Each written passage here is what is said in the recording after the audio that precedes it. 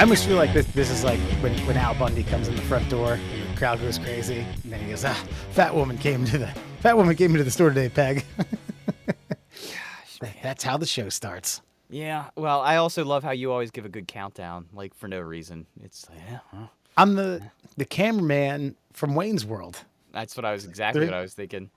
And was it when they get to the studio, it's a little bit different.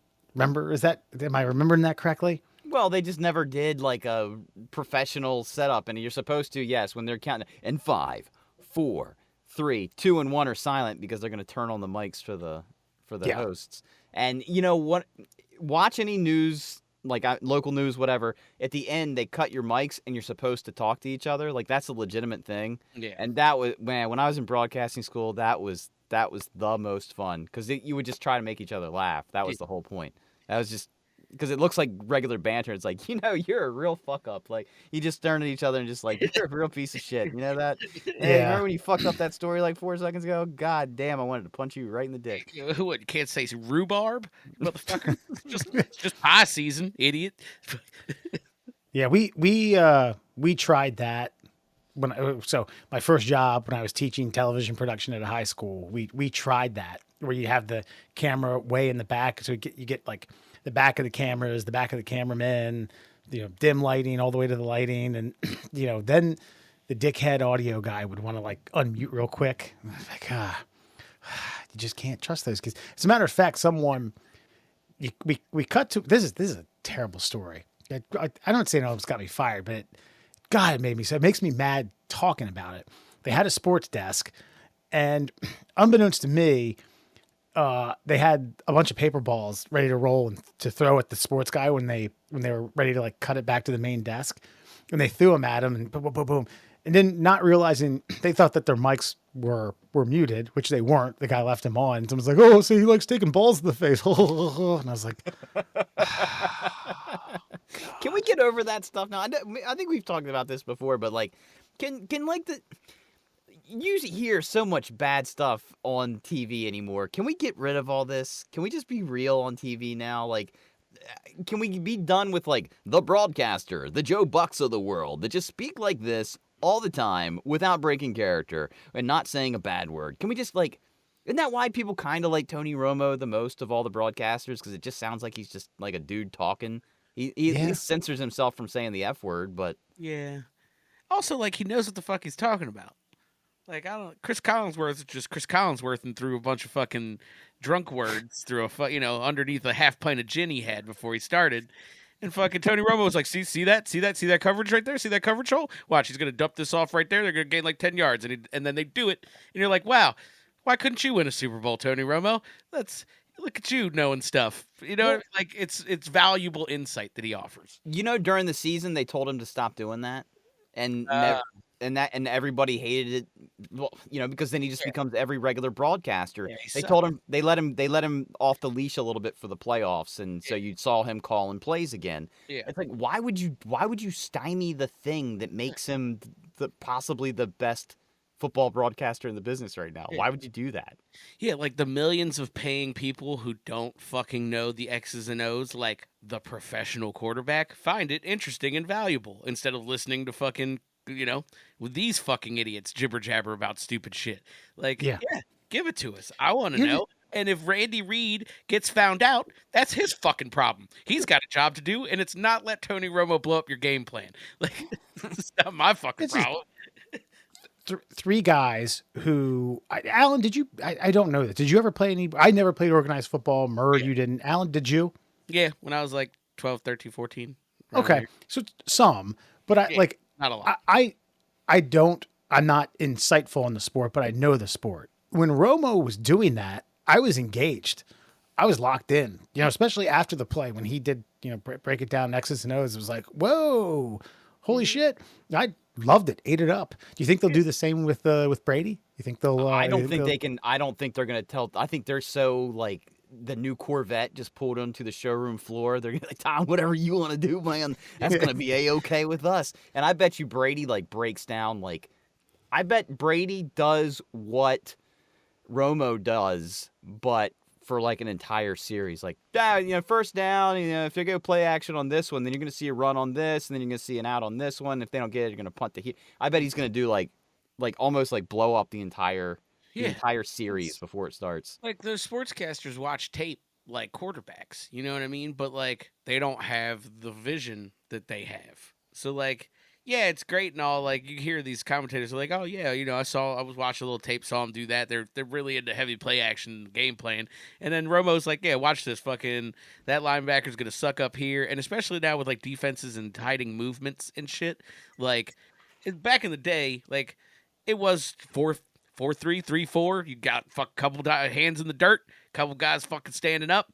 You don't know. That's about it. We kind of understand where the fucking lane assignments are. Now it's just fucking 10 grown fucking adults standing around being like, what are we going to do?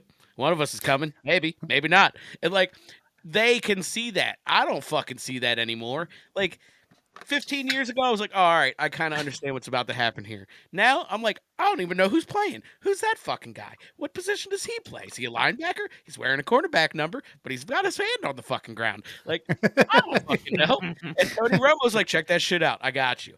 Like, yeah, let the man off the leash. Well, that's been the part of like the New Heights podcast that I've enjoyed is listening to Jason and Travis break things down. Like Travis, because of the media and the Taylor Swift stuff, like, people, it's almost like people forget that he's one of the greatest football players to play the game and he has a vision for the game. And them breaking down plays, like, okay, like the one that got called back where he ends up like lateraling the ball and the guy was offsides or lined up offsides. Like, Jason asks him, well, how'd you know he was there? You never turned your head. And he goes through, like, where everybody should be on the field based on how he caught the ball. He was like, if I caught the ball because I was open, that means so-and-so's here, this guy was over here, and the safety was pulled this way, and I know which route he's running, which means if he's still running that route, he'll be there, so I just need to throw the ball. I'm like, holy shit. Like, that's fucking, you don't get into the Hall of Fame without a genius level IQ of some kind. I'm not saying he can do math and I'm not saying he can write a book, but his ability to study game film and understand like the space of football, like that's on another level that you and I and most of the public can't understand. Yeah. I mean, I think anyone who's played organized sport, I think probably through a high school level has some aspect of that, but not, you're right. Like that's a fucking different level.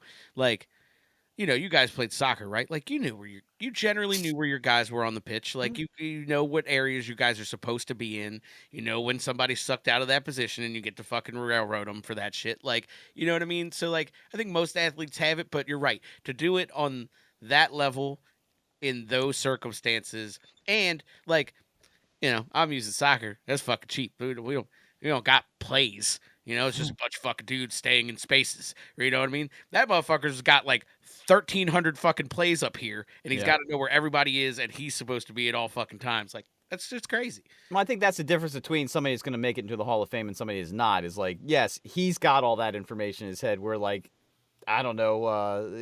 I'm trying to think. Oh, who's the fast guy on the Dolphins? He used to play for the Chiefs. Hill. Yeah, Tyreek Hill. He doesn't have 1,300 plays in his head and know where everybody is. He's like, I go straight and turn left, right? Yeah, that's it. Like, he might make it to the Hall of Fame, and he knows one play fast. it's speed. Yeah, you were gonna say the difference between making the Hall of Fame and not. I was gonna say the difference in making a team, because if you're a special teams guy who gets thrown in for a slot receiver, who got injured on a play, and you get in and the quarterback rattles off. I'm totally bullshitting on this because I know it plays like X1, 3, 4, 8, 8, 8, try 5 times, right? Like, wait, what the fuck did you just say? You want me to go? What do I do? Like, motherfucker, get off. Yeah, like the fucking, like the practice squad guy from Eastern Kentucky needs to know the minute details. Like Tyreek Hill can walk into the thing and be like, where? I'm going to just be on the 60, throw it to me. And that's it. We're good. We're done. Yeah, we're done. That was that old. There was that Marshall coach when they did that Randy Moss 30 for 30. He was like, man, our offense was pretty simple. If they were single covering Randy, we threw it to him. Just throw him the fucking ball. He'll go get it. There's only one guy over there. Just throw it to him. It's like, yeah, well, it's like, that reminds me of like Teen Wolf, you know? It's like, Yeah. what are we doing? We're putting the wolf in. That's what we're doing. Yeah, Follow that guy. it's not X's and O's, it's Bob's and Joe's, man. Yeah. Yeah. To get back to what you were saying, middle classers, everyone, Foxman, Allen, and Murr, thank you all for joining. We got a treat for you later. Connor Newcomb from the Locked On Orioles podcast. Join us here in a little bit. But you had said, can we just get away from this? I don't like. I use Brian Williams isn't a news broadcaster anymore, is he? No, he bullshit about, being in a war situation that was untrue and that kind Yeah, of career. it's in your bowling alleys now. That was him, right? But I'm using him as an example. That status quo has almost been set. And you had when we were kids, it was with Dan Rather, Tom Brokaw, Peter Jennings for the three. And I don't know if the major news networks on the primetime news channels are ever going to get away from someone in a suit and tie, now in 4K, made up, better than they'll ever look in their entire lives, with a spackle-free desk in front of them, and hello everyone, welcome America. You're never going to get a debate, a presidential debate that's lackadaisical.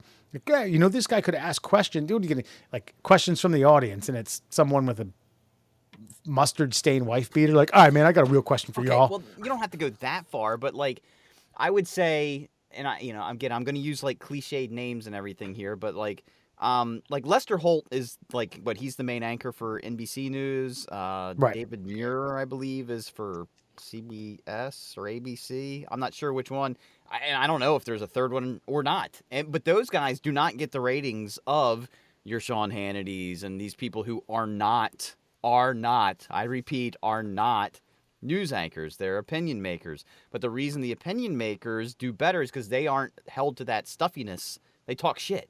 They still don't cuss. They still don't, but they're more glib with the way they present things, and they earn more ratings. So it just goes to, I don't know, like Rogan sits down with people for 3 hours and has conversations with them.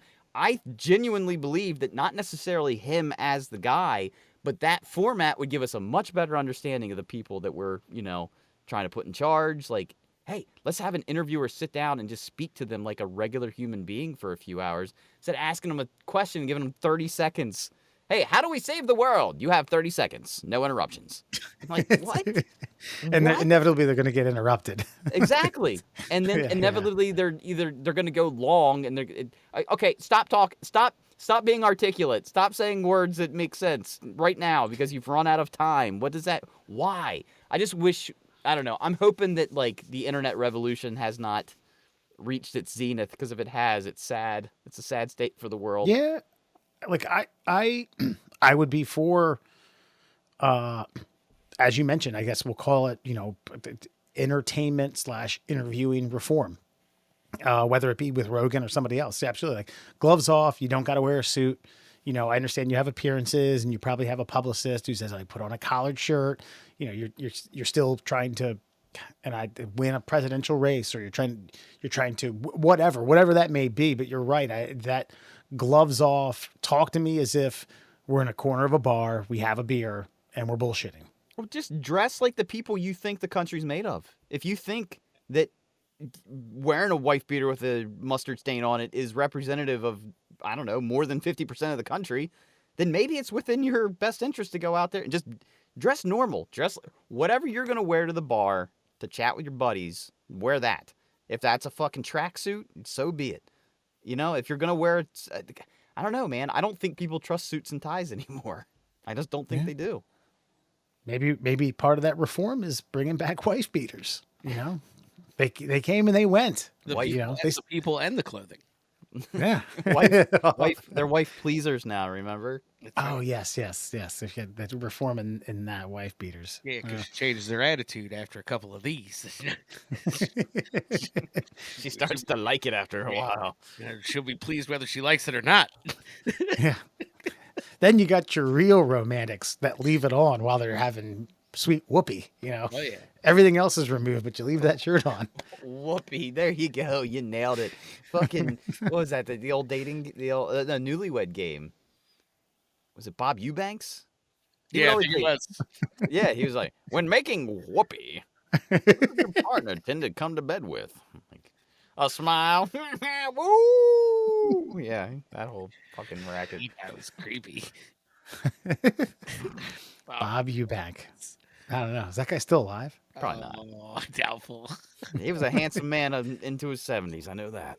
I don't know about that. No, it looks like he's still alive. He is I'm gonna 80, say he's he's gotta be 86 years old. 86. All right. What about Chuck Woolery? Chuck that Woolery's guy's still dead. kicking. Is He's he? selling. Yeah, he comes on to sell me some Blue Emu fucking arthritis fucking cream on Fox News every 25 minutes. Wow. Jesus Christ. They really target that audience.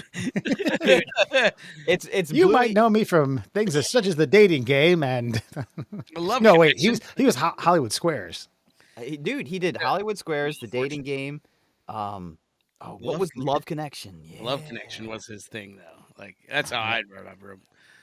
Yeah, he's 82. He's 82 years old. And he also did some weird he did Scrabble. He hosted Scrabble as Oh, well. yeah. Yes. God, man. Fucking Chuck Woolery, man. Chuck Woolery. This is the day game show host right there. Dude, That's if you do watch Fox News, by the way, I can give you the 5 commercials every break. It's gonna be a fucking a gold commercial, like what's in your safe? I can't remember the guy's fucking name. Yeah. It's gonna be that. It's gonna be Blue Emu fucking arthritis cream. It's gonna be some Nature's Choice or something, some kind of supplement that old people take because they don't apparently can't eat fruits and vegetables. And then it's gonna be My Pillow. That's like your 4. My Pillow still gets time on that thing? Dude, My Pillow. There was one night where I don't know if they needed to I don't know if he bought the time or if they needed to bonus him for something, but it was every commercial break. Call now and you'll get one of my Giza Dream Sheets for free with every purchase of 2 My Pillows. And have you seen our slippers? Oh my God, dude. It's just him crying, holding court orders. But dude, I noticed that I spent the day over at my parents, and oh god, like that was rough. But like I did notice the commercial. I was like, Jesus, they really target you folks. They're like, listen. Go upstairs. Listen, you guys are boomers. You got tons of fucking jewelry. That's the thing you guys do. Go upstairs, mail it to us. We'll send you about a quarter of what it's worth. And then you take that money and you buy fucking Blue Emo arthritis pills because we know them knees are hurting. Like, like it is legit like a step-by-step guide on draining fucking boomers' bank accounts. It's fucking hilarious. We know you have a stash of jewelry upstairs. Yeah. Go We know you got 72 gold bracelets upstairs. You haven't worn 65 of them in the last fucking 20 years. Come on, let's melt those down. Dude, there was a company, again, Fox News, they were advertising. They would send you a crucible and a fucking kit. All you had to do was provide your own propane. A fucking crucible. And it was step-by-step instructions on how to melt your jewelry down, and they would buy the gold from you. Yeah, they're like, yeah, send us that block. Send us that sweet block, baby. Yeah, we don't need. Now we don't even got to waste time sending it to another guy to melt it down and block it for us. We take it right to a fucking gold guy. Give us our money. I wonder how many boomers burnt their fucking dream homes down, fucking melting down old engagement rings. Melting. Do it soon. Gold's going to be worthless. Silver's where it's at. They're like, Silver's. I've had a couple failed marriages. I could fucking melt down a couple rings. Jesus Christ. Can I sign a waiver where I can watch where you melt it? That way my feelings go down with the, as the rings just being dissolved. Dude, I'm going to get one and just live stream me fucking taking boomers' jewelry and melting it down on Twitch. Dude, I'm not gonna lie. I've almost bought a smelting kit because every time I'm on TikTok, every 5th video I swipe to is somebody melting down aluminum cans and casting something. I'm like, I could cast stuff. Huh. Wonder what I'd cast myself a pair of scissors. I could do that. Why though? I do have a strange desire to be a fucking 1600s blacksmith. I don't know what that's about, but I would do that. I think I saw one. A guy dug up either a Revolutionary War or maybe Civil War cannonball, and then talked the process of rejuvenating it, whatever. But most of it involved once it got to he puts it in the water with an electro Oh yeah, the fucking Electrobe machine. Yeah. crud I was off. like, I'm not doing that. I mean, that's cool that he does that, but my hobbyist interest dissolved literally when I put it in this it's not electromagnetic, like electro bath. Like, all right, I'm not doing that. Yeah, I And mean, then I feel you there. Sorry, not to cut you off, but I feel you're good. because I many times I'm like, you know what? I'm gonna forge a sword. I think that's my new hobby. And then I like get high and sit on the fucking couch and play video games for like 4 hours. I'm like, that's so much fucking work. Like, am I really gonna fucking forge a sword? Nah. As you play video games of killing people with swords. With swords, yeah. I'll forge them in the game. That's way Yeah. easy. Yeah. I just buy iron ingots with fake money. I don't have need to make them. What would you do? Okay, Wes, what would you okay, the EMP that they've been warning us about, by the way. I honestly today, by the way, were your guys cell phones interrupted at all today? Because mine No, was not Not at really. all. Not at all. I don't know. Yeah, because apparently AT&T was like down, like across the board. But I was like, I've got either Verizon missed the EMP or Yeah. I don't I know have what happened. T-Mobile, and I was fine. My AT&T is my work phone, and it had like one bar, but honestly, that's par for the course for AT&T phones. So, no real change, honestly, for me. What would your craft be? Like, how would you like? What would you want to do if society falls apart as we know it? The EMP goes off. Russia takes the satellites out of the sky. All of a sudden, my Tesla is just a fucking like lithium ion brick in my fucking backyard. What do you guys do? What's your skill set? What are you making? It's rough. I've had this. I think we've partially touched on this before. I'm the charismatic cult leader, man. I'm not really. I don't bring a whole lot of manual. Like I'm not that I'm bad with my hands. I just never learned most of the stuff. If you want to teach me how to forge a sword, I'm down. Fucking, that's cool. Somebody just needs to teach me. But what I can do is organize this into one unit that I will eventually manipulate for my nefarious Yeah. fucking advantage. But that's down the line. I'm gonna get us through the fucking the tough of it. All right, I'm gonna get us through the fucking forest. The field that lays beyond that forest may or may not be also soaked in your blood. But that's neither here nor there. We're getting through the forest. Oh, I know it'll be soaked in my blood because I'll be the first one to call you out and be like, get him. Get this guy, string him up. But Implementing Magna Carta, right? Was that Yeah, basically. he's our carpenter, Matt. We'll find another one. Kill him. Well, string him up, not by his neck, and have him teach you how to cut wood. It's pretty simple. Yeah, I mean, is this based off of skills that I currently own, or something that I think I could teach myself? I mean, Because I'm a workhorse, so I would say like farming. okay.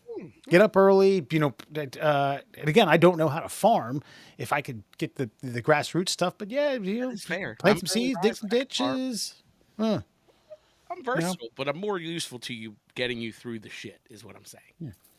He's more of a logistics guy. You got I'm an idea man. All right, I'm a leader. I'm a thinker, philosopher. That's not really useful, other than banding humanity together. And eventually, I'll tear it apart. Like I'm good at building stuff with my hands without plans. I've done. That's good. I mean, I wish I.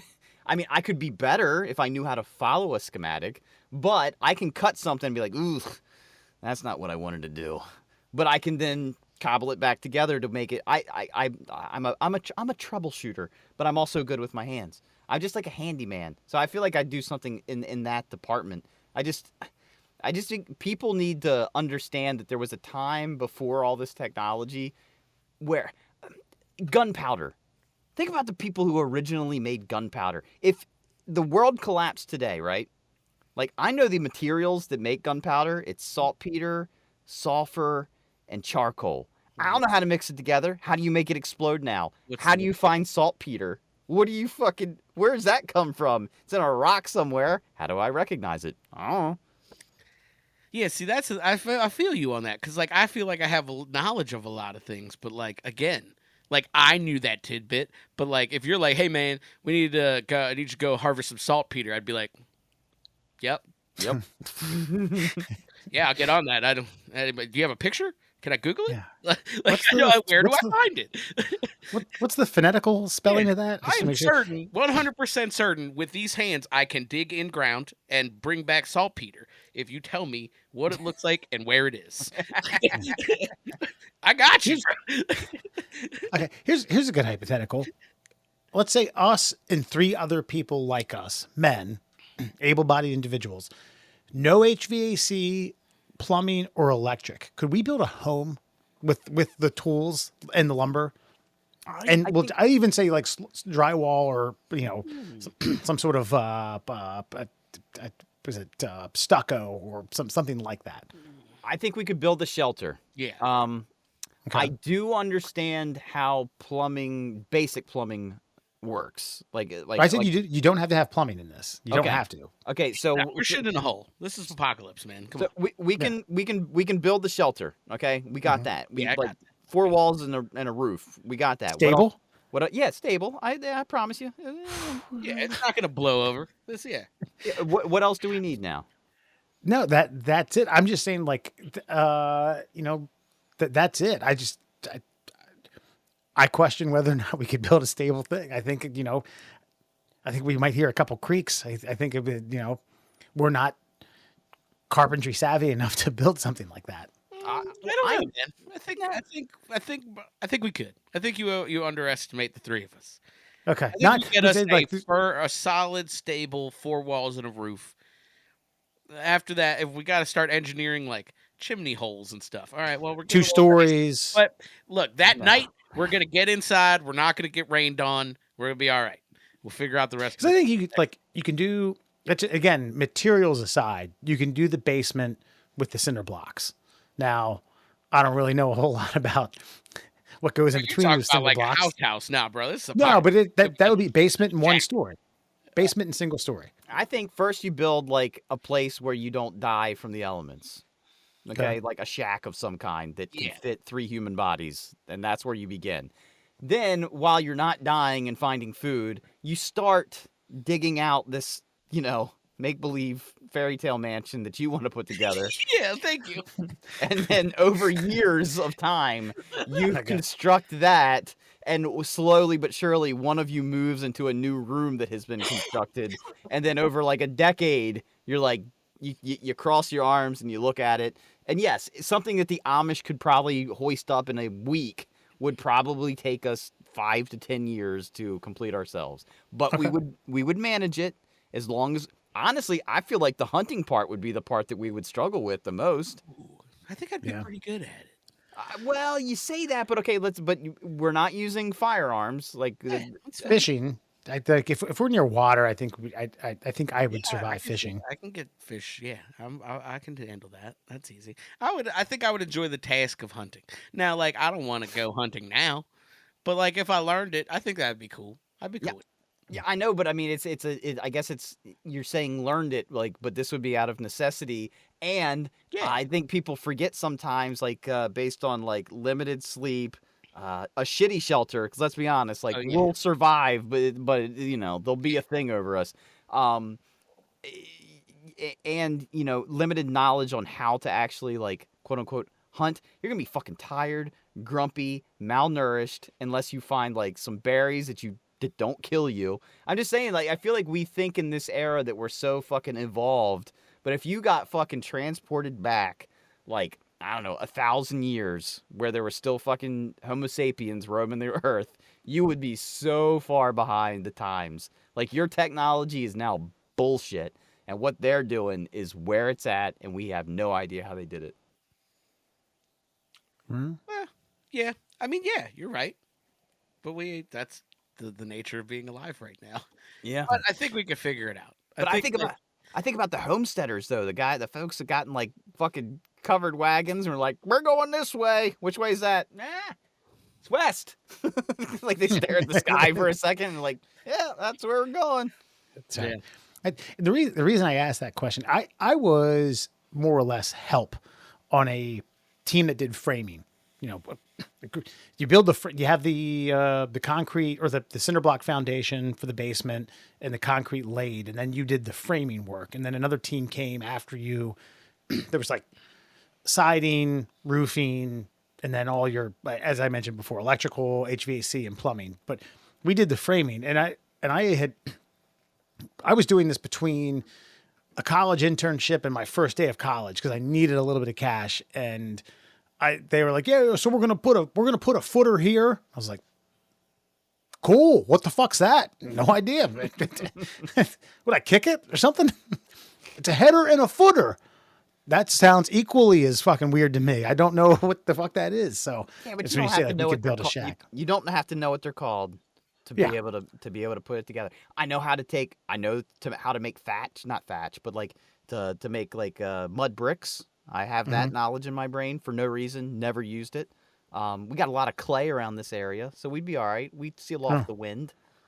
Gotcha. And I mean, I did build a bar in college that Alan bear witness to. That was the one that had the AstroTurf raised up because we built it too high. Yeah. Because the bar came up to like your armpit, so we Yeah, built a little it like came step to, up. like, your neck. And you're just like, But hey, can I have a fucking Jello shot, please? yeah, Thank you. we did like a fake. We did like a pleather rounding to where you could put your arms on it. Yeah. Yeah. You should. We'd walk up to our resident DJ, and be like, "Hey, man, you play fucking ludicrous fantasy? The girl's trying to shake that ass on the bar like this." Yeah, good times. Well, guys, just checking. So, folks, stick around. We got a treat for you. Connor Newcomb from the Locked On Orioles podcast. If you're not an Orioles or a baseball fan, you might just want to skip ahead about 25 to 30 minutes, I don't know, somewhere into Fun Fact Friday. But either way, real treat. Happy to have him on. So stick around.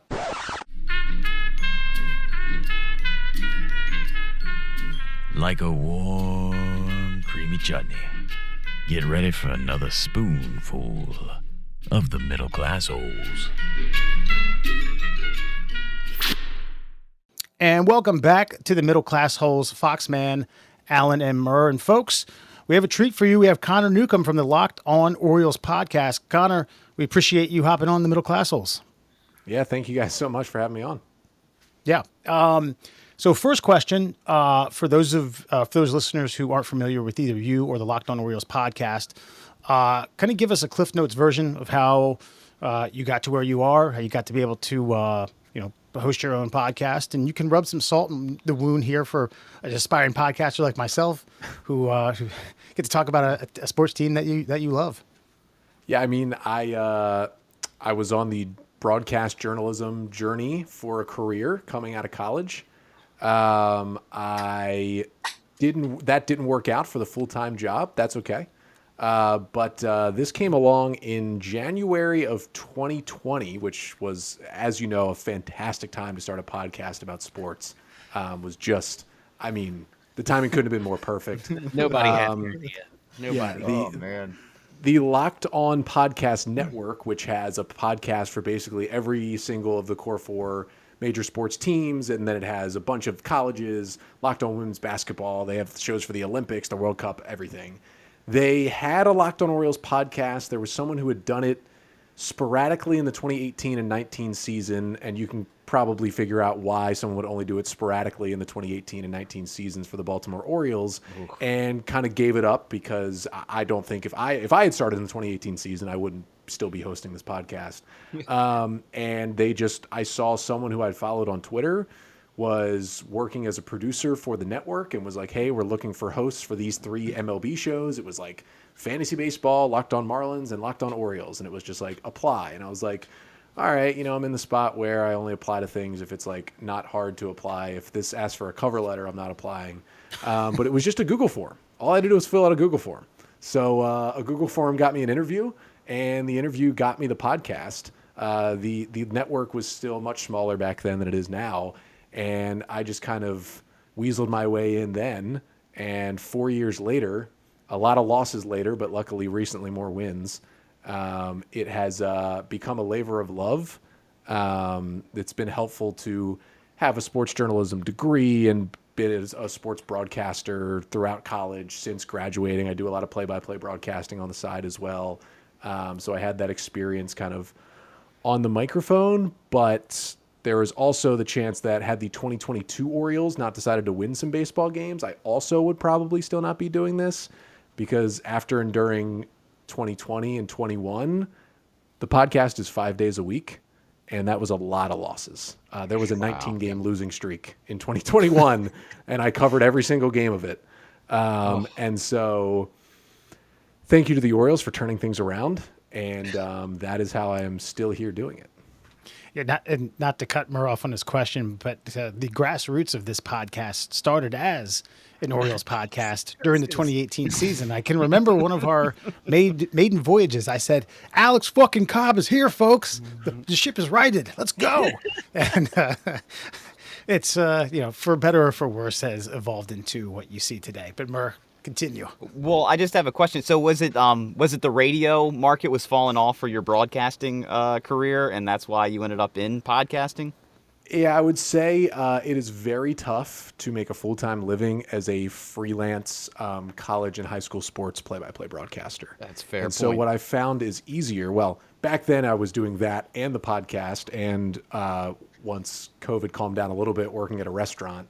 And what I found is that when you move out from your parents' house and in with your girlfriend and now fiance, it is helpful to have a salaried position. Yeah, I I'd say found. so. And so that was helpful to find one of those. And although it can definitely be grueling to get home from a 9 to 5 and then know I'm recording a podcast later that night, it's about the thing I love more than anything but maybe said fiance.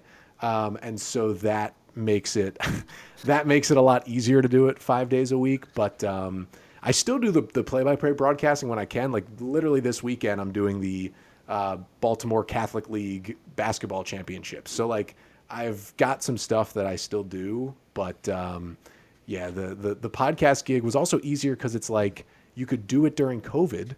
And I graduated college a year before the start of the pandemic.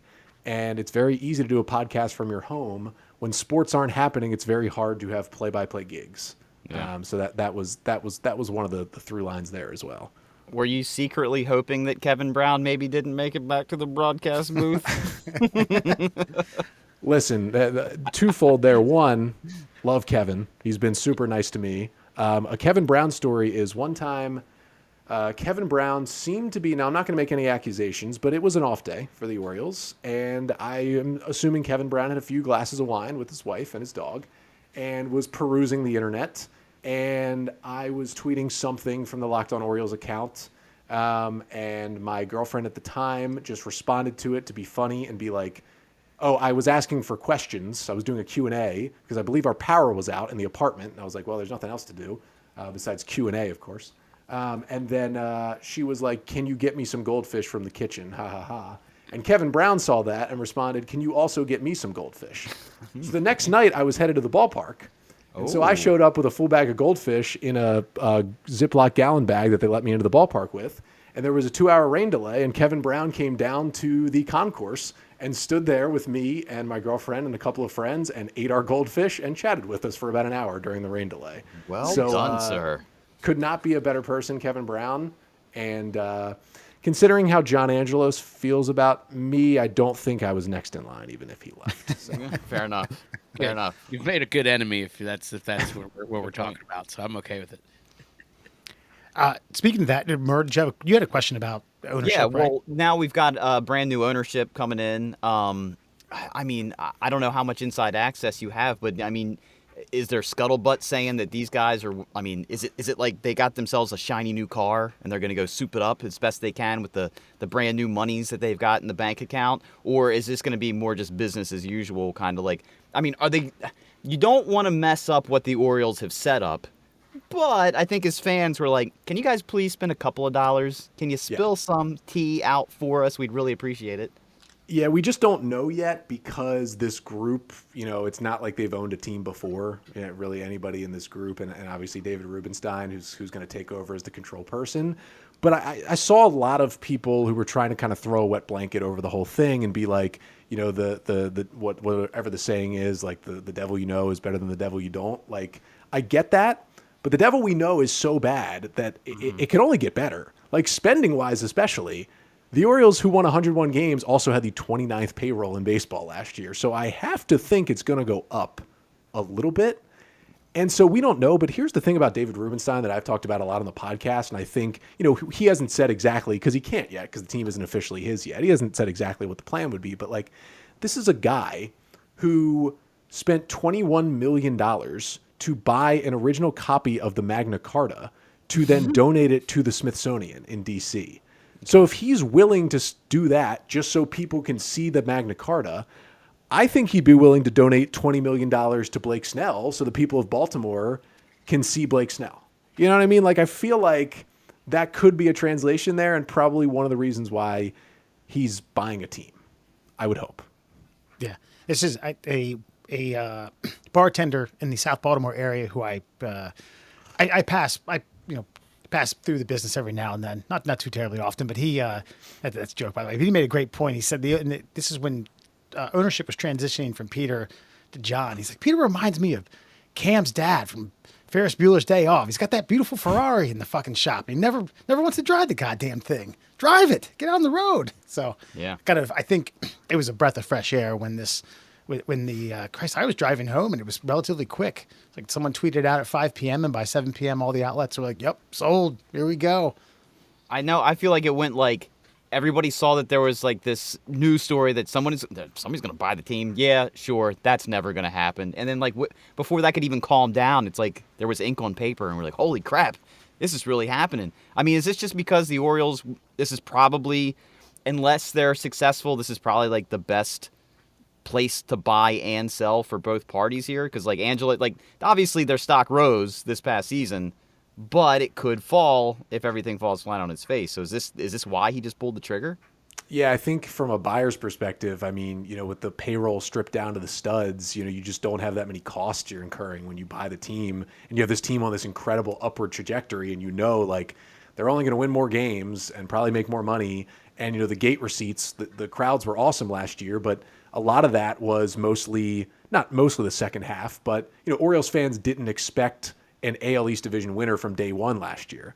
Now that they expect it from day one in 2024, like those ticket sales are going to go through the roof again, and the jersey sales and all that good stuff. So with the low payroll and the high income, I mean, I'm sure from a business perspective it makes sense. And from the Angelos perspective, it is weird because he's keeping 30% until Peter Angelos dies. And I'm not an expert on this, but a lot of it has to do with, I think, capital gains tax, and he would get taxed like crazy on the money he's making because I guess it's his dad's, and he would be selling it before he dies. But it is weird that he's selling 40% of it before he dies. Like, I think he's going to get taxed on that part of it.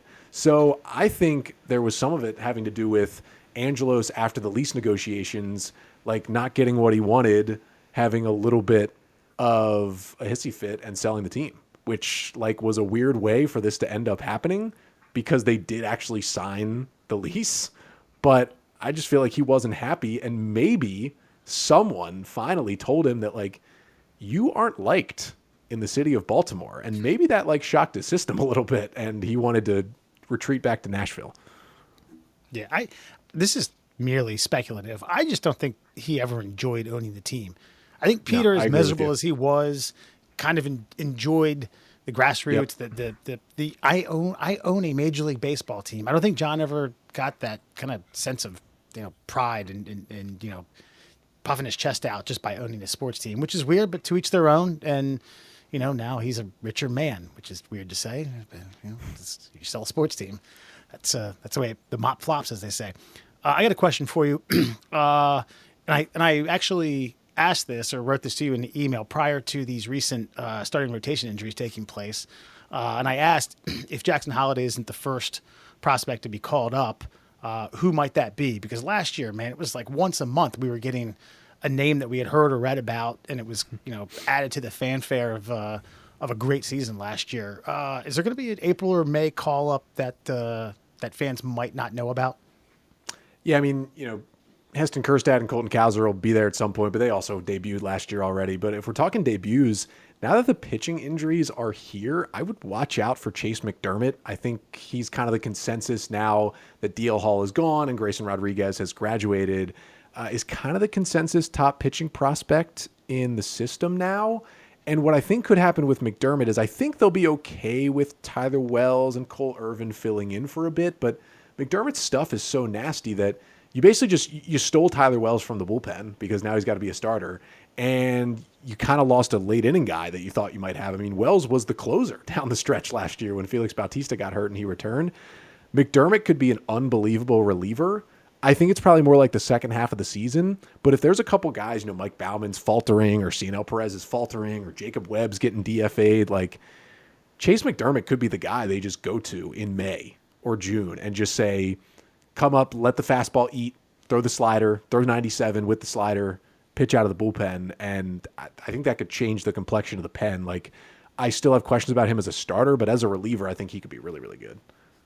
Yeah, anytime I hear the name Tyler Wells, it's just that I'm a little bit snake bitten because I was there in 2022 when they shut him down, and it was August, and I believe it was about late July this year. He seems to have that 150 innings ish, where it's just kind of his body breaks down, and you just prefer him to. 150 innings is unheard of. I mean, this isn't the 70s with Mike Marshall and some of those guys. So I really was hoping to see a full season of Tyler Wells out of the pen, but we got to win now. Not right away, but someone's got to start. You got to have 5-man rotation. So, Alan, you got anything?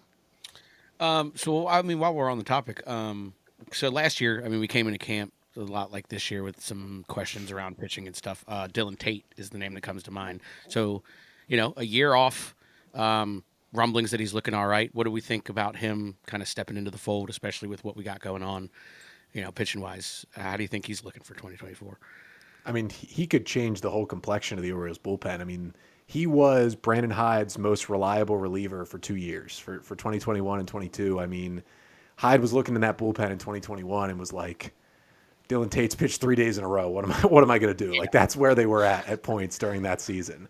And in 22, he backed it up with just being, and he was the closer, the fill-in closer sometimes, but just like sneaky, one of the better like seventh inning guys in baseball, Dylan Tate was for a while. And, he's able to pitch multiple innings because he doesn't rely on the strikeout. The sinker's so good that it's a lot of ground balls, a lot of soft contact. And I don't know if we'll ever 100% know what exactly went on last year because it was the forearm and it was the elbow. And I think a lot of people thought like he's getting Tommy John. Like all this is pointed to Tommy John. And then not only did he not get Tommy John, but he pitched like 4 different rehab assignments where he would pitch in AAA and he would look bad and he would go back on the IL and then he would come back.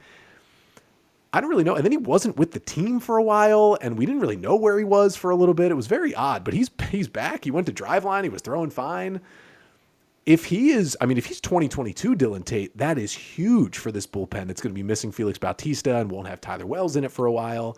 But even if he's a step down from that, like he's still a really, really solid reliever. I'm holding my breath. I have a feeling he's going to pitch. I believe this weekend, Saturday and Sunday, both games are televised, both spring training games. One's on MASN and one's on the Pirates broadcast channel. Like I'm holding my breath to just see him pitch. Like obviously he's thrown bullpens, but we as a fan base have not seen him pitch truly, unless you're grinding AAA tape where he did not look good. We haven't seen the real healthy Dylan Tate pitch since the end of 2022. So I just need him to like throw 15 pitches in a spring training game and leave healthy. And then I think I can kind of formulate an opinion on what's going to happen this year. That's fair. It's like it's the exciting prospect, but we just don't know. Yeah. Now, I don't know if this is going to be a dumb question or not, but so we know we have a catcher. We know where he plays. We know we have a third baseman. We know where he plays. We know we have Cedric Mullins in center field. But it seems like last season, almost like, you've got a pitching rotation. It seemed like a lot of these young guys were just playing different positions on the field all season long. Another guy comes up. Somebody switches to right field so somebody can play second. Are there going to be some guys now that will be locked into their spots? We know we got Gunnar at third. We know we got Adley behind the plate. We know we got Cedric in center field. Are any of these other guys going to find their spot on the field? Is Hyde just going to keep rotating them around to try out young talent? Or have these guys solidified something that they can kind of wake up to and know what they're doing?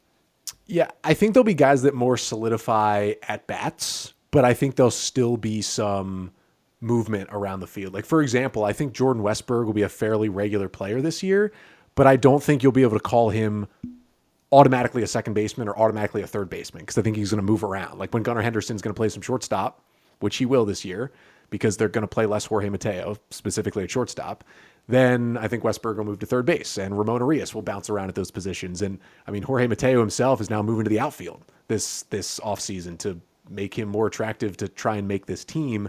I mean, there'll be a guy like Ryan Mountcastle who, as long as he doesn't struggle with vertigo, he's going to be at first base most days. So that's going to be nice to kind of plug back in there. We kind of didn't know how much we missed him at times last year. And Santander, I think with a healthy Mountcastle, he's probably not playing a lot of first base this year, so he's probably kind of stuck in right field as well, which I think will be helpful for the team overall. But Brandon Hyde and Mike Elias love the versatility of guys that can move around. And I would even argue that Gunnar Henderson is not locked in at third because I think he's so good at shortstop, and I just don't think they're ready to commit to Jackson Holliday at shortstop every day, that I think because Jorge Mateo just, quite frankly, can't hit, Gunnar Henderson's going to play a lot of shortstop, I think, but he's also going to play some third. So even your best player on the team doesn't have like a position, is not Manny Machado is playing third base every single day for us, no matter what. Gunnar Henderson's going to play every day, but I think he's going to move positions, and I think the Orioles just like it that way to keep their options open. Now, you don't want Gunnar Henderson playing 4 different positions. That's a lot for your star player. But if it's short or third, I think he can handle that, and he showed it last year as well. Well, I get upset by this. I don't know why, but like, why is third base such like if you're a great third baseman, I feel like the shortstop position, obviously probably the most important position on the field, arguably. I mean, the shift has changed now, so it's, I don't know. To be able to make that throw across the field, to be able to be as agile as you can, to make those plays in foul territory and then also still make the throw. Why don't guys see that as like a premier position in baseball now? I just feel like since the ball's being hit harder than it ever was, you need somebody out there that's, I don't know, as capable as a shortstop and with a better arm. Yeah, and you do, and that's why that is why the Orioles love Ramon Arias so much, because they have a dude who they can just stick there and nobody knew about until he won a Gold Glove at third base 2 years ago. And I think that is why they love him so much. And I think with the Gunnar thing, like, he's a great third baseman, but I think what's different with this situation than the Manny Machado situation, where, you know, he was a shortstop throughout the minors, but when he came up, they put him at third and he just stuck there, is there's not a J.J. Hardy to the left of Gunnar Henderson right now. And there is the only concern about Jackson Holliday right now, and Baseball America just did a good piece on this, I believe 2 days ago. The only concern about Jackson Holliday right now is the arm strength. So they're a little worried right now about shortstop and third for him, which is why I think he'll play a lot of second when he's here. And I just think you mentioned about, you know, you want your best player at shortstop. I think Gunnar Henderson's their best player, not just offensively, but I think defensively in the infield. Like, that's how high his ceiling is as a player. So if you just stick him at short, I would be fine with sticking him at short every single day. And then between Gold Glover Arias and really good Jordan Westberg, you have 2 options at third, and then you have Jackson Holliday and those 2 guys as options at second. And we kind of saw it with Machado, where he just pushed and pushed and pushed to play short. And then when the Orioles finally let him play short, that team was just horrendous. Now, there were other reasons besides that, but if they just stuck him at one position and said go, and that kind of worked for him. And I don't know how Gunnar Henderson thinks about it, but I would just kind of, for those same reasons you talked about, stick him at short because he is the best. But I do agree with you. Like, third base is a fairly premier position. The big difference between the two is, like, you can put a less athletic player at third because you just don't need as much range over there. Although I will say there's a little more range needed now than there was 2-3 years ago, because, you know, you're not having a second baseman play at shortstop and the shortstop play basically in the 6 hole. So you need a little bit more. And that's the other thing the O's love too. I mean, you remember those Buck Showalter teams? Like, those are the least athletic baseball teams that have ever been built. Like the Mark Trumbo, Matt Wieters, Chris Davis, J.J. Hardy. Like, think about that compared to this team. Like, the offensive production is similar, but the athleticism is leaps and bounds ahead on this team. Like, so many guys can play the infield and the outfield. They can run, they can defend. Like, it's a very different look, and I think the Orioles like that because they feel like they can play Jordan Westberg at second, at short, and at third because he kind of has the range to fit at all those places. Yeah, and let's not leave out Mark Reynolds. I mean, that guy was a specimen. That is just an athlete galore. Carl Lewis with a baseball uniform on. Gazelle, that guy. Yeah. And I forget about that, and I'm just thinking about J.J. Hardy running the base path. Like, that's why everybody cheered when he slid in on the Delman Young's. Like, oh my God, he made it! I'm not gonna lie, I was at the stadium that night, and I was like, "Run, you motherfucker!" Like, he just chugging along, man. He made it. One of the maybe the slowest shortstop ever. He might actually be the slowest shortstop ever. Yeah. And you mentioned, is it like Urias, who won a Gold Glove at third, who can play short, serviceable, and can play second as well. But Mateo, man, they don't want to give up on that guy. That speed kills, and he has world class speed, which is why they're trying to get. Are they trying to do multiple outfield positions, or are they trying to lock him in at center field?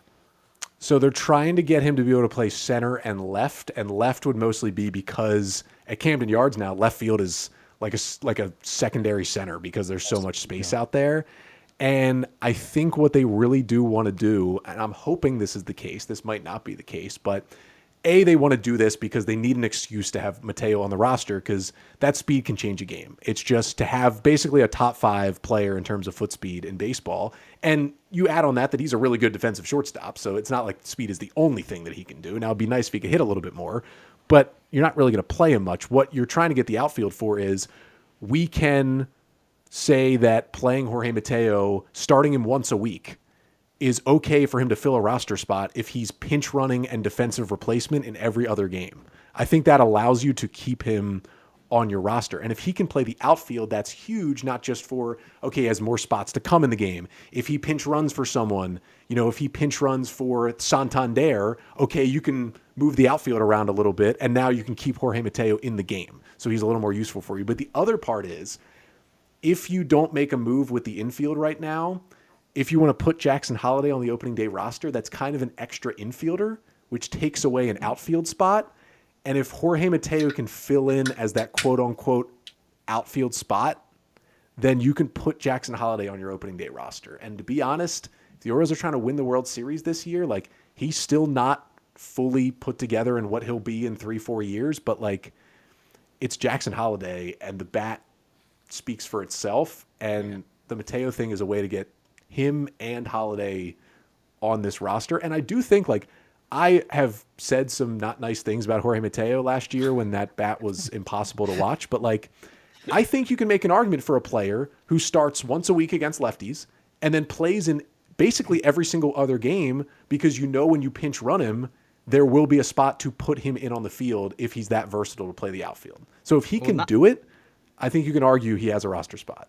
And not just that. I mean, I would genuinely say there's probably 5 to 6 games that we would not have won if he wasn't pinch running or just at second base in that situation. There's no other guy in the league, maybe 2 or 3 others that could have scored from that spot on that ball that was in play at that time. And so, yeah, I mean, you don't think that just a guy that got some wheels is going to win you that many games, but he came through in the clutch on several occasions, maybe even blowing through a couple stop signs. Hey, There's no stop sign for Jorge Mateo. No, that's right. It's just the yellow and green, baby. Bert Campaneris played in 170 games in Major League Baseball. Never had an official at bat, so keep that in mind. I don't know. Times have changed. That was the 70s, and Bert Campaneris also was a college NCAA 100-meter champ. It's a little different. So, last question before we get into Fun Fact Friday, and we're going to do a round table here. Everyone is going to give either a hot or you can move it into a lukewarm take for the 2024 season. So if you have something that you wouldn't consider a hot take, you can brush it into the 7 or 8 on the pH scale. I'll start, or Connor, if you want to fire away. Yeah, I can fire away. Okay. I will give you this one's pretty hot, but it might be necessary. Cole Irvin is good enough where he makes 30 starts for the Orioles this year, and we're not mad about it. Ooh. That is my fairly hot take for the Orioles this year. Yeah, 30. God damn, that's more or less what 32 seems to be the benchmark of an for everyday starter who doesn't get injured. Yeah, 30. Wow. Well, okay, and we don't get mad about it. Yeah, we don't get mad about it. Now, I'm not saying he's going to be an all-star with those 30 starts, but sure. If he has a Kyle Gibson type season and makes 30 starts, I think we're okay with that, and I think that's my hot take right now. Interesting. Yeah. All right, I'll go next. Ryan O'Hearn and or Anthony Santander will be traded at some point in the 2024 season. A lot of young bats, Kowser and Hurstead. I think if they can leverage that in to get some of these younger guys more at bats that show promise, again, it's predicated off of producing in the April, May, and early June standpoint. If there comes a point where they'll need some pitching, I think And I really enjoyed Ryan O'Hearn, watching him play and produce last year. But this is a business, and we're trying to win. And I think one of those, if not both of them, are traded next year, or this year rather. Alan, go ahead, man. I mean, super hot, maybe. I don't know if it's that hot, but I'm gonna go out on a limb. I'll be the fucker that fucking puts it out there. Jackson Holiday, Rookie of the Year. I know he's in like the top 10 of candidates, but I'm just gonna go. I'm gonna wing it. I'm gonna say this comes together for us this year. Pie in the sky, and I'm really optimistic this year.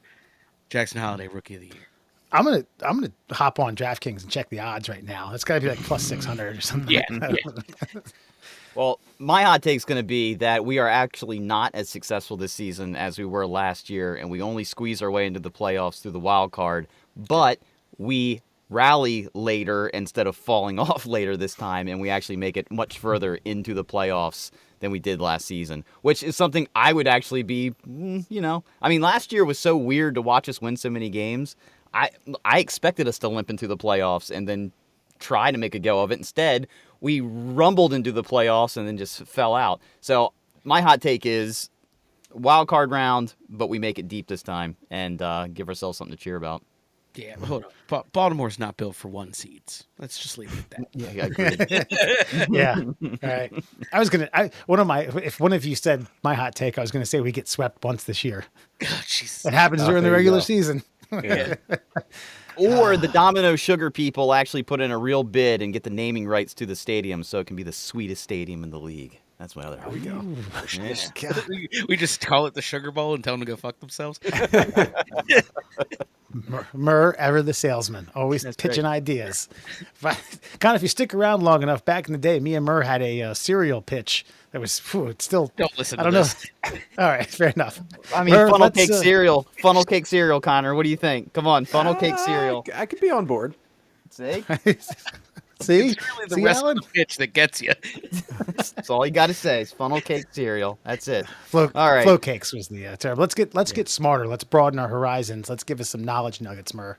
All right, let's get to it. 5 fun facts for you fuckers on a Friday, being brought to you this week, of course, by our good friend Connor Newcomb right here and his podcast. Connor, actually, where can you find the podcast? What platforms is it on?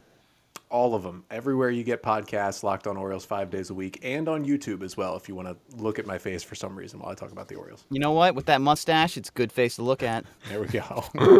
So check it out. Locked on Orioles, wherever you get your podcasts. Let's get to it. 5 fun facts, your Fun Fact Friday, all sports, because Connor's with us this week. Did you know if Wayne Gretzky never took a single shot in the NHL, he would still be the league's all-time points leader?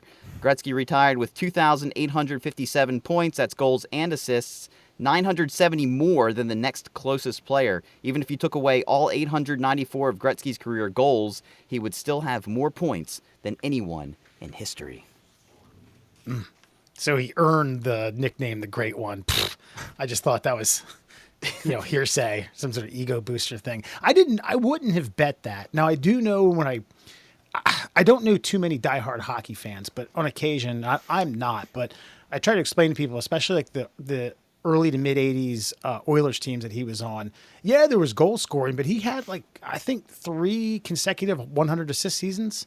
I mean that hasn't been done since. I don't think there's been another 100 assist season since Gretzky last did it in the 86 or 87. Yeah, well, I always, you always hear I feel bad for Mario Lemieux, because Mario Lemieux might have been the only other player that had a chance, but, he got the cancer and had to sit out. Kind of put a little nick in the skates there. But Mario Lemieux is just that guy that just, I don't know. To me, Wayne Gretzky is not built like a hockey player. He's just nimble and agile, and he's like a rocket ship out there. It was always fun to watch. That's why I'm glad I'm in my mid-40s and I got to see it happen. But did you know, before Babe Ruth, Major League Baseball's career home run record was just, any guesses? 117. Close. Was it home run Not Baker? Is that the? Huh? Was it home run Baker? So I think the. I don't know who hit it, but it's the career home run record before Babe Ruth was just 138 home runs. When Ruth retired, of course, he had 714. I mean, basically it's the dead ball era, and he just ended the dead ball era by himself, kind of. That and you probably had some guy who worked at the bakery like in the morning Yeah. and came and hit some It was balls like in the slap afternoon. a single through the right side, bunt him to second, and then you just hoped and prayed that somebody could like pop a ball over the second baseman's head and score a run. Like that was basically the entire game pre Babe Ruth. So honestly, it feels like 130 is a lot for the pre Babe Ruth era to have in a Really? career. Okay. Well, yeah, and I guess think- people weren't making a career of it, I guess, at that point. Yeah. I mean, I guess you were No. just kind of chilling out with your local team. I got some bread, guys. You want to bat fourth? Sure. Yeah, well, they also, they like it was like a 290-foot right field line for Yankee Stadium. That That's kind of true. helped. It's like, hey, feller, got that nice big whooping swing. There's a short porch over there. Might pad these stats. I don't know if it was Home Run Baker, but he was quote unquote the Sultan of SWAT before Babe Ruth, and ended up on the Yankees late in his career. And it was kind of like the guy, they were still calling him Home Run Baker, and I think he had 16 in a year. Ruth hits 59. So he's like, I got to drop this nickname. I mean, Well, at that point, it's ironic, so you can just keep it that. We should have called That's Chris right. Davis Home Run Davis at the end. Just yeah, God.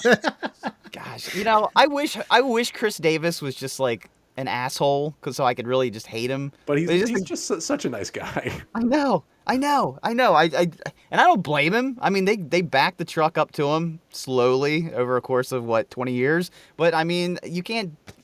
Your family and grandchildren are taken care of for the rest of their lives. Like, you can't hate on the guy for that. Here's a good question for you, Connor. And maybe you have an answer that I couldn't supply friends of mine. I have a constituents of friends that live in Delaware, but right on the Maryland-Delaware line. So they're Philly fans, but they get a healthy dose of Orioles baseball.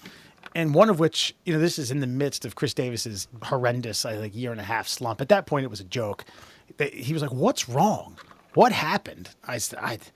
That pie chart's got to be 1,000 slices. It's psychological. It's psychological. It's kind of started a little bit when they didn't let him take the Adderall anymore. I mean, that kind of was the first hit.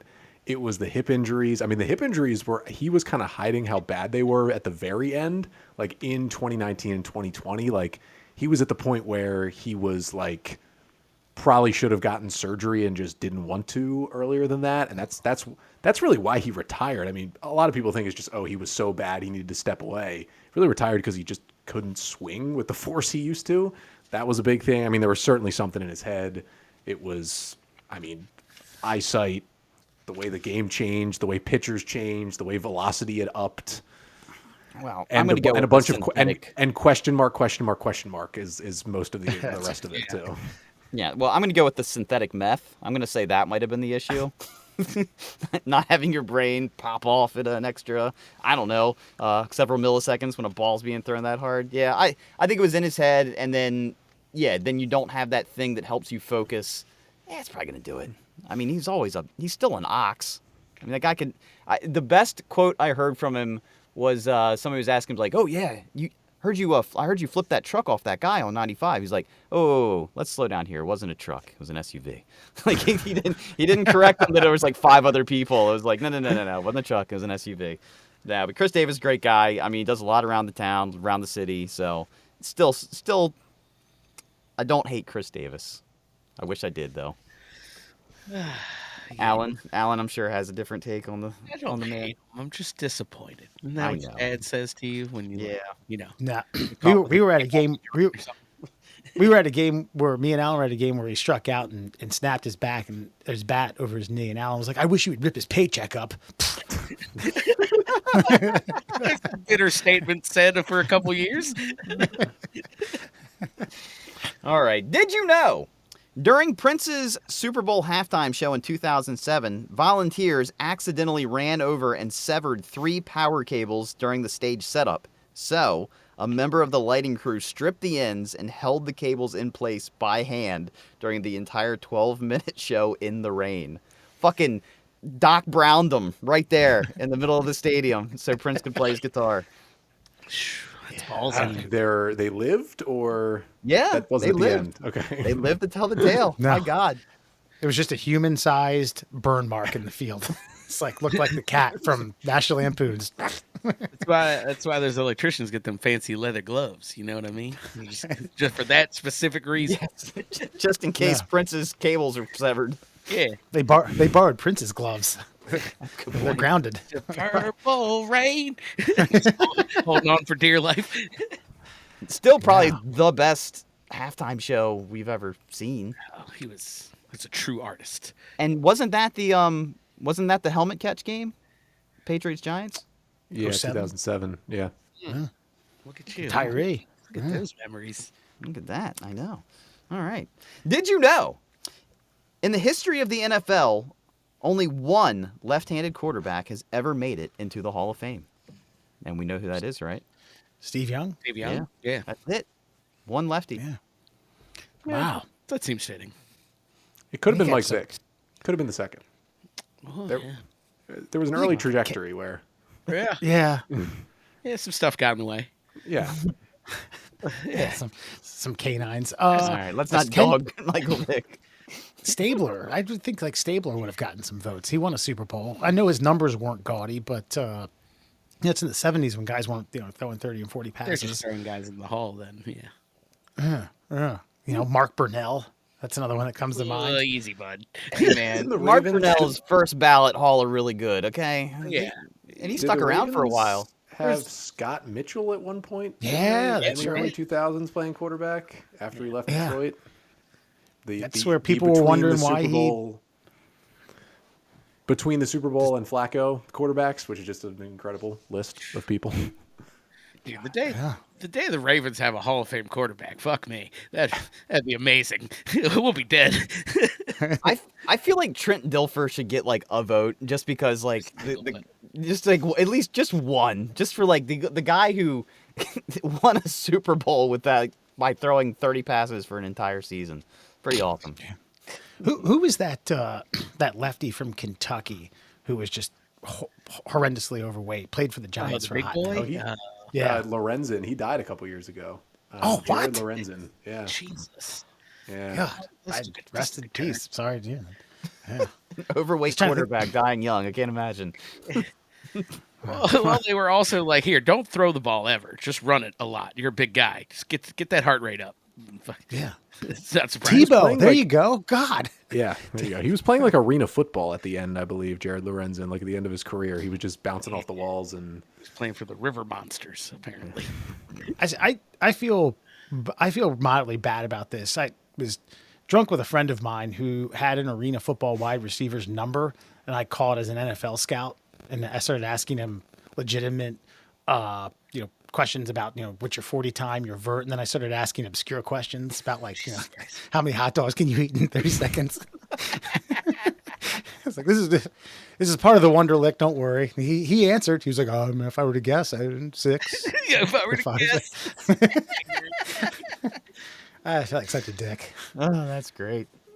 And finally, did you know MLB manager Alvin Dark once said, quote, "There'll be a man on the moon before Gaylord Perry ever hits a home run." Perry hit his first career home run less than an hour after Neil Armstrong said his famous words. Damn. I did not know that. I don't know who. Probably else- be cheated. romantic about baseball right there. Yeah, There it is. exactly. It's true, man. Right, probably cheated. Probably, he was a world-renowned cheater as he pitched. I don't know how you could cheat when you hit. Some sort of anti-gravity situation Yes. when he came up Yeah. to the plate. Yeah. spike bat, corked it a little It bit. was, it was corked bat. It was a tennis ball. Nah, that wouldn't go that far. It was a fucking racquetball. There was a documentary on recently. It might have been the Nolan Ryan documentary, but it's like Gaylord Perry and a bunch of guys just sitting around bullshitting, and it's just awesome. What do they care now? They're on death's door. They don't care. They're just telling all their secrets, how they doctor balls and shit like that. Hey man, cheating's part of the game. It's only cheating if you get caught. Yeah, there's a good, and I don't know if it was in someone's book. I don't know if it was about like the Casey Stengel era Yankees, but Whitey Ford later on openly admitted, like, yeah, man, once I lost about 3 or 4 miles of that four seamer, shit, I needed some help. Can't get those guys out. Crisco. Barbasol. Yeah, Well, right. Well, I heard Greg Maddox talking about it. He threw it, so he throws a pitch, it's fouled into the catcher's glove. Catcher throws it back. He's like, man, there was a hole in it about the size of a penny. And he said, I stuck out like 5 guys after that. I just kept the ball. I told him, don't throw that one back. Keep that one in your glove. Take it to the dugout. Bring it out when we're done. I've seen that short, that two-seamer he throws has like a foot of movement. Yeah. Yeah.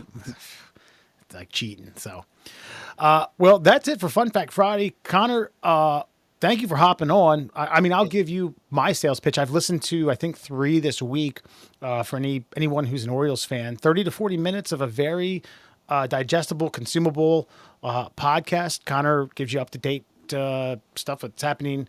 Up-to-date stuff that's happening up to date. just so you know. Happening like right now. Happening Go. like right It is. now. Hurts is hard. Yeah, I manage to botch these about once a week. I do sprinkle in stuff from Fangraphs, other reports, as you mentioned here on the show. I've even seen a couple. Was it Baltimore Banner? You had a guest on earlier this week. So no, just a very, very entertaining show, and I enjoy it. And thank you for your time here in the Middle Class Holes. Yeah, thank you for having me on. I appreciate the support of the podcast. It is always nice to know when you're doing a podcast 5 days a week, which even the most successful podcasts aren't putting out 5 episodes a week. So it is a grind, and it is nice to hear that even when someone says, hey, I usually listen to more than 1 per week, that just makes it feel worth it. Like if I can put out 5 episodes and somebody's listening to 2, I'm getting through to somebody. So, but definitely thank you guys for having me on. Well, my drive to work is anywhere between 30 and 40 minutes. So it's damn near perfect. There you go. Just as I'm pulling in, the coffee's finished. I'm like, whew. And I'm about ready to. Actually, as I walked in, one of the guys in the sales floor had a Gunnar Henderson jersey. I was like, "Let me tell you something, Nice. you dumb Nice. bastard." One more time, Connor. If anyone wants to find you, where can they? If you quick plug for yourself. Yeah, so the Locked On Orioles podcast, getting 30 to 40 minutes, 5 days a week, Monday through Friday, wherever you get your pods, Apple, Spotify, whatever it may be. We're also on YouTube as well. There's a little graphics package, and you can see my face. That's pretty much the only difference, but I know people like YouTube, so you can check it out over there as well. On Twitter, at Locked On Orioles. I'm personally on Twitter, but I don't think I've tweeted from there in months. I'm less on that platform than usual. You may even find me lurking on Orioles Reddit from time to time, but I won't reveal my username there. It's you got to find it. It's like buried treasure. But yeah, that's where you can find me. I'm on a Thank you mission again. now. I'm on Reddit all the time. I'm going to find you, buddy. Appreciate it again, folks. Stick around. We got before you go and some listener comments. Now listen up, fellas. Do you know the statistics on unprotected sex? Men are 3 to 5 times more likely to bust early. Don't be a pump and dump. Wrap it up. Now, back to more of the Middle Class Holes. Welcome back to the Middle Class Holes. Foxman, Allen, and Murr. Thank you again, Connor, for jumping on the Middle Class Holes. It was so easy. It was so easy a caveman like myself could do it. Hey, do you want to be on this podcast? Yeah, absolutely. Fucking A. Shit. Cool. We just start asking celebs, I know. It's like people are like, they want to do things that sound fun. If you just ask if they would like to.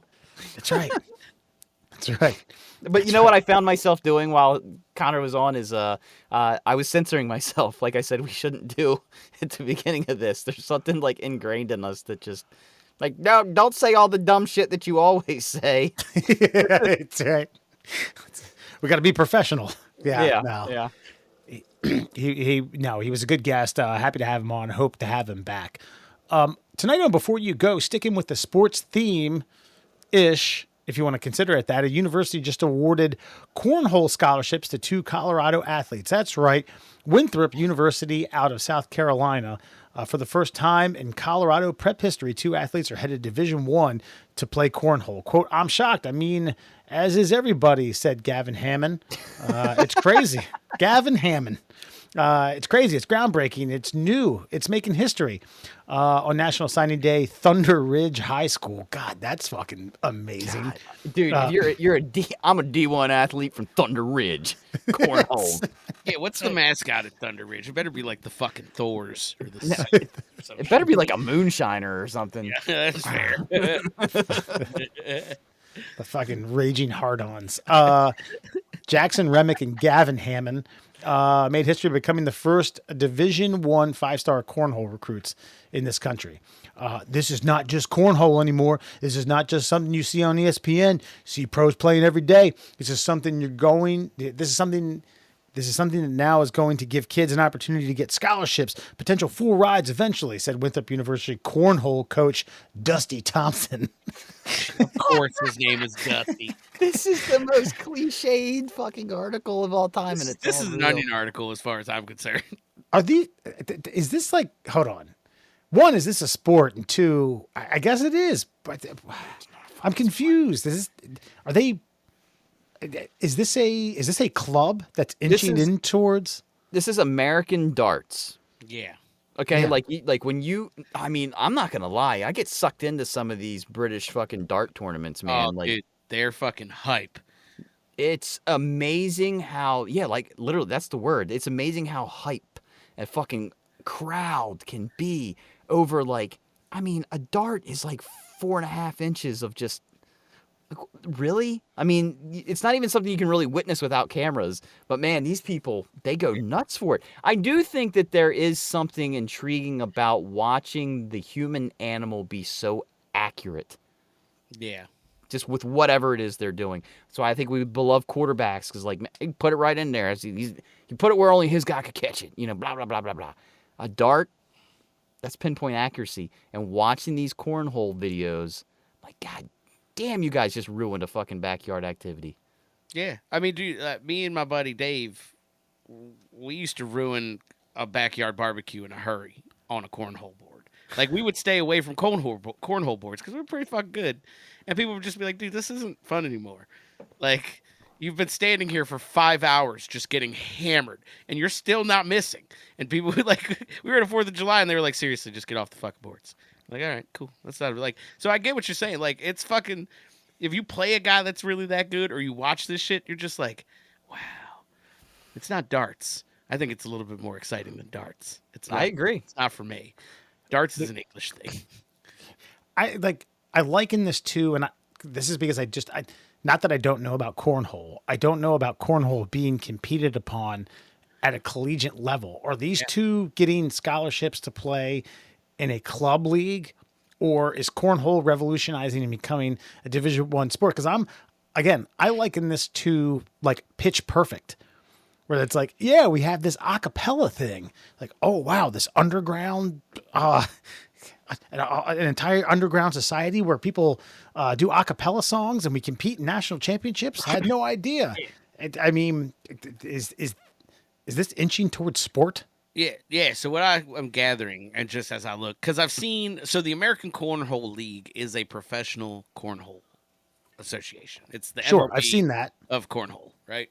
So my understanding right now is that, like, it's ramping up towards being like an NCAA one, like, sanctioned sport. So it's an intramural or club sport, like, right now, and like, the American Cornhole League facilitates, like, you setting that up at your college or university if you're interested in it.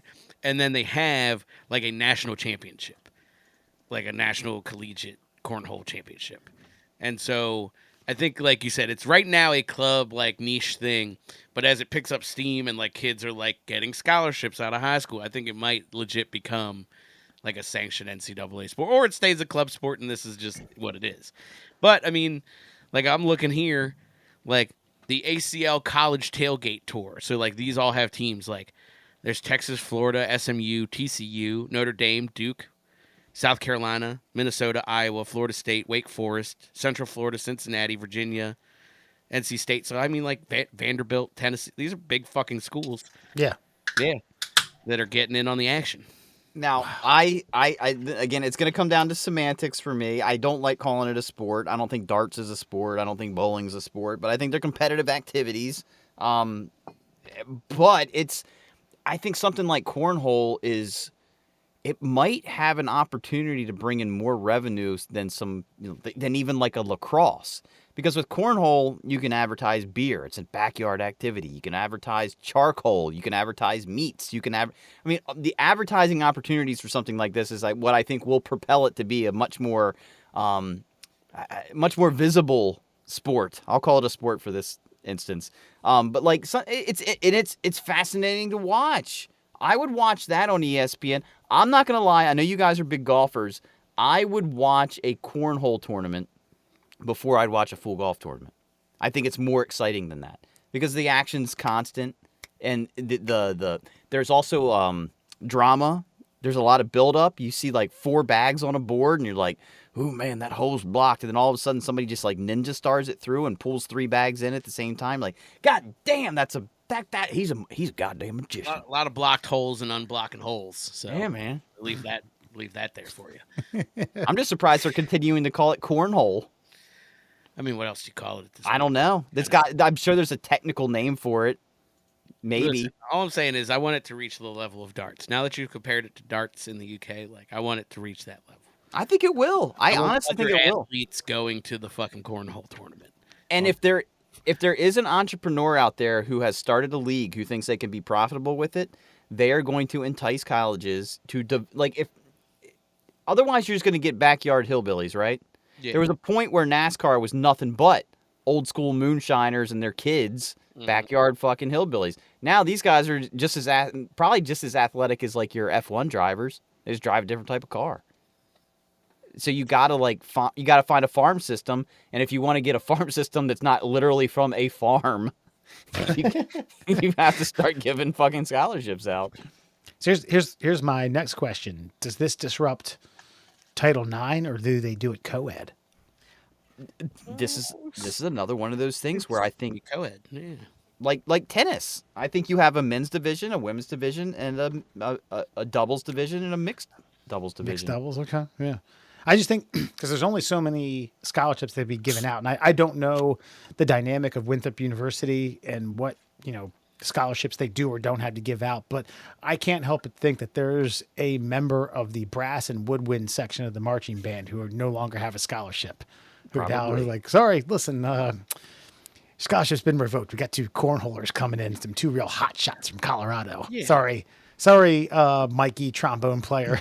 Yeah, but to be fair, the trombone player ain't getting that fucking sweet Guitar Center money from the NIL deal. You know what I mean? But fucking goddamn if Keith Stone ain't fucking showing up with a giant check at the fucking cornhole tournament, fucking it is what it is, man. Money's money. Keith Stone. That's funny. Well, isn't it okay? Isn't it better to like promote sports that people are already familiar with? Like everybody our age has played cornhole, and we all had dreams. Like Alan, like 4th of July, we held that cornhole board down. Well, yeah. Well, why not? Why don't we promote this, and people will tune in. People will tune in because it's a skill that they think they have, but man, they can ogle it. How much better these guys are. Like it's just right for the taking, man. I mean, it's the same reason I think we champion like skateboarding in the Olympics now. Like these are backyard activities that most people our age participated in, and then it just got to a level where we were no longer competitive, and now we idolize these people that are so much better than we ever could be. Mm-hmm. Well, that, and I assume that the Winthrop University sees it as a revenue stream. It is a money-making business, so there's that.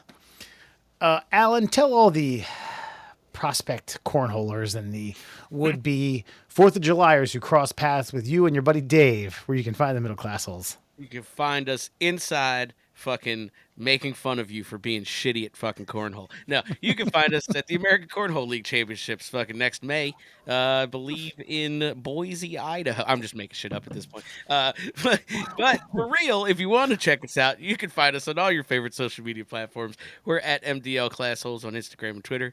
We're the Middle Class Holes on Facebook and TikTok and whatever other platforms we're on. And of course, for your listening pleasures, check us out. Google Podcasts, Apple Podcasts, Spotify. We also do have a YouTube. Kind of remind me of that today.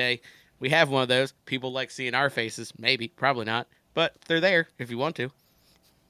Yeah, our YouTube channel is so ebb and flow, man. We get like It is. 2,300 views a day on one short, and then 3 the next day. So can't really figure it We out. need to monetize that bad boy. How do we get like 75 cents a month rolling in? How do We need 1,000 subscribers. How many do we have? 482. Ooh, we close. All right. Yeah, gonna we go need on to a double our campaign. efforts here. We're going on a campaign. We need to get a hot chick on the show. So I think Do we have any local porn stars? I don't know if Baltimore is really a feeding ground for local porn Hey, D- talent. Listen, I'm sure DC? there's a OnlyFans hoe from Baltimore that's got 1 million followers. Like, come on. Hey, listen, if you happen to stumble across a middle class hole's OnlyFans hoe from Baltimore and you would like to come on, come check us out. We won't call you the OnlyFans hoe because it is a legitimate revenue stream for a young lady like yourself. Stole the words out of my mouth. I was about to say we're gonna have a tough time. Like, hey, Baltimore ho, we want you on the podcast. It's colloquial. It's fun. I have a feeling that the only person with 1 million followers in Baltimore's screen name is Baltimore Ho.